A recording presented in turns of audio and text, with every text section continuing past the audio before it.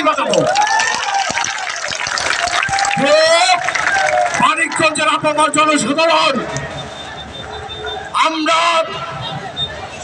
ছাত্র জনতার সম্মিলিত প্রয়াসে গণ অভ্যুত্থানের মাধ্যমে আমরা স্বৈরাচারের পতন ঘটাচ্ছি।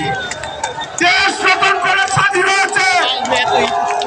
এই স্বাধীনতার মানিকগঞ্জ জেলার পক্ষ থেকে আমরা বিজয় মিছিল করেছি আফরোজাকান্দিত এবং এসে চিন্না কবিরের পক্ষ থেকে।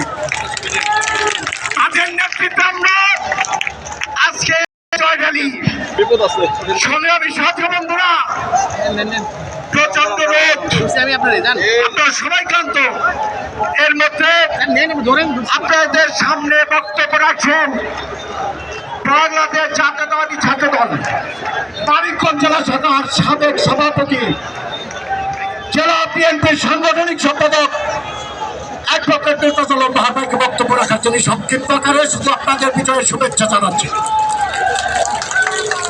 আজকের এই বিজয় মিছিলের আমাদের সভাপতি, মানিকগঞ্জ জেলা বিএনপির সংগ্রামী সভাপতি, যিনি আপসহীন নেত্রী, বাংলাদেশের প্রত্যেকটা রাজনৈতিক কর্মকাণ্ডে যিনি সক্রিয় ভূমিকা পালন করেছেন, রাজপথে শিখেছেন, সেই গণনন্দিত নেত্রী জনাব আফরোজা খান রিতা উপস্থিত রয়েছেন।